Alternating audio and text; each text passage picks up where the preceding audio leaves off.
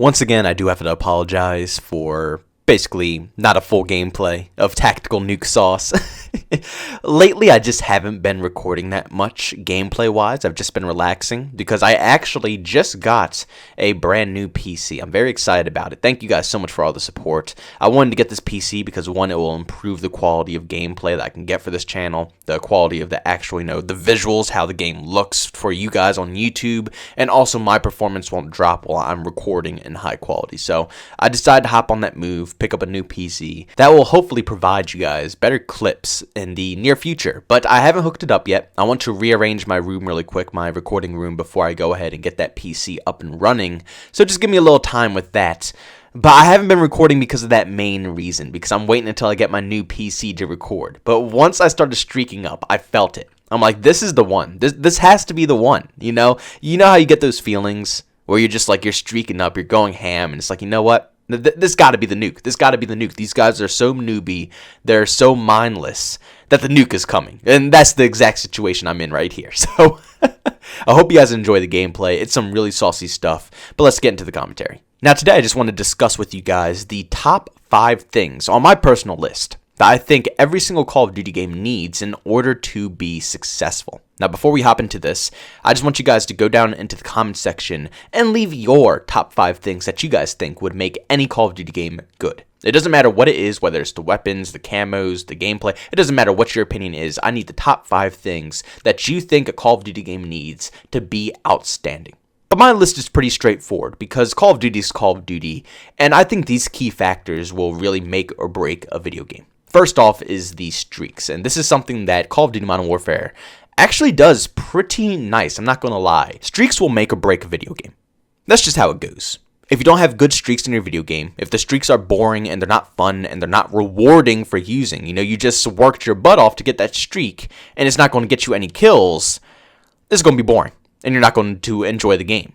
And obviously, this is Call of Duty. And the one thing that really differentiates Call of Duty from the rest of the FPS games out there is the fact that this game has streaks and those games don't. In Call of Duty, you get rewarded for getting a certain amount of kills or a certain amount of points by using something overpowered. And a lot of people in the community enjoy that.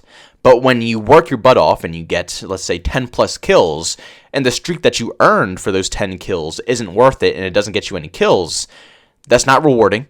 It's not satisfying, and it's very annoying.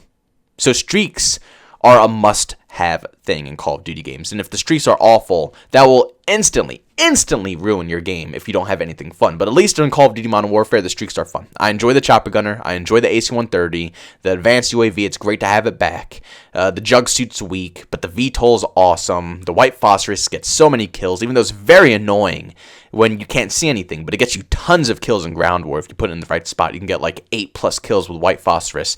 The streaks are overpowered, and the streaks are fun in Call of Duty Modern Warfare.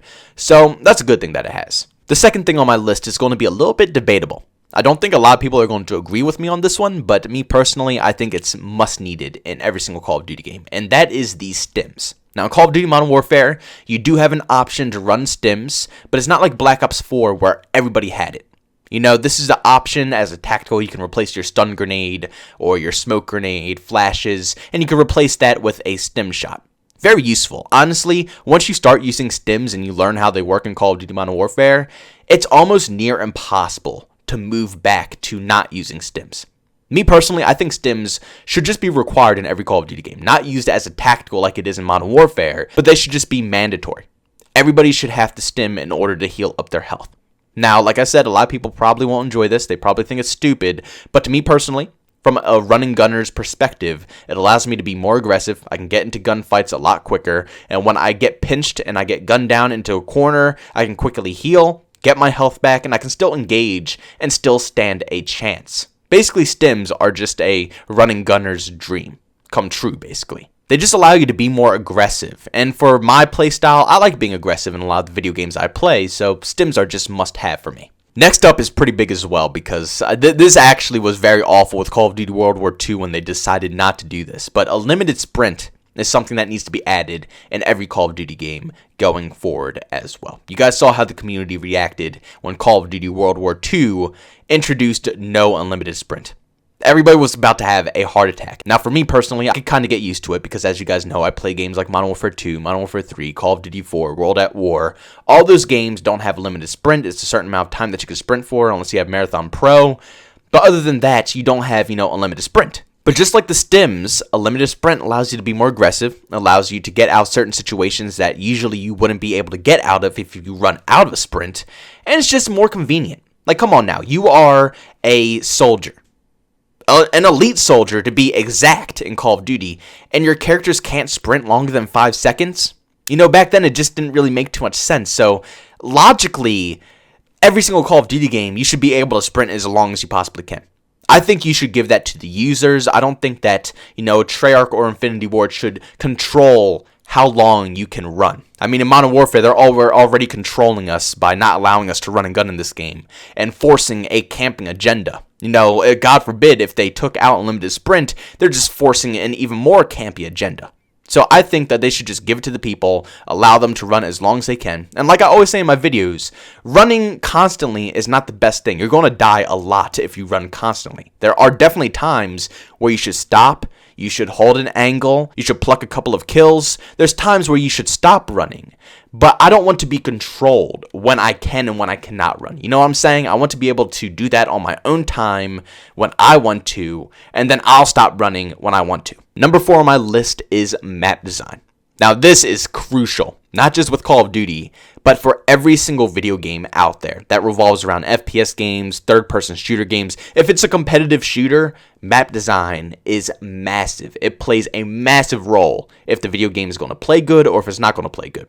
Look at Modern Warfare, for example. It's a cool game, it has cool mechanics, the movement is so smooth, it's fluent, the weapons feel nice, the gunfights feel nice, but then they curse this game with awful map designs, and you see how drastically that changes the experience. I mean, 6v6 is practically unplayable this year, and it's sad to see, but it's mostly due to the map designs. Now look at maps like, Atlas Superstore. A lot of people don't like that. Me personally, I do enjoy it. It's a lot of flanking paths. It's a 3-lane map. It's easy to navigate for me. No Crash. It's a classic map brought back. Plays just like Crash from COD 4. Campy, slow. A lot of people say, oh, Crash is fat. No, it's Crash. Are you kidding me? People are always camping on the 3rd story building. It's always been like that. Vacant got added into the game. I love that map. It plays great. A lot of maps that were previous maps from older Call of Duty games that got added in are outstanding, except for smaller maps like Rust and Shipment, even though I do enjoy Rust, but God, I don't know how they ruined the spawns in these maps. But map design is crucial to making or breaking a video game, and as you guys could tell,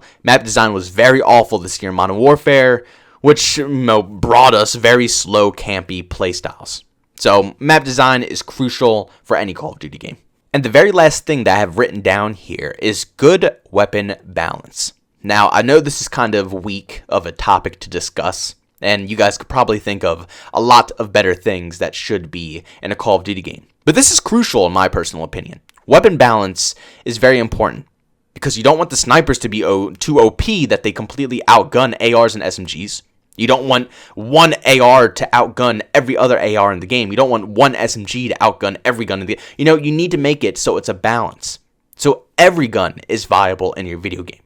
It seems like Call of Duty has been having a lot of trouble managing all the weapons and making them all useful, especially with Modern Warfare. They're slowly getting there, don't get me wrong. The Grau's good now, the Ram, the M4, the Kilo, the M13. There's a lot of good ARs now, but it took them how many months to get to this point?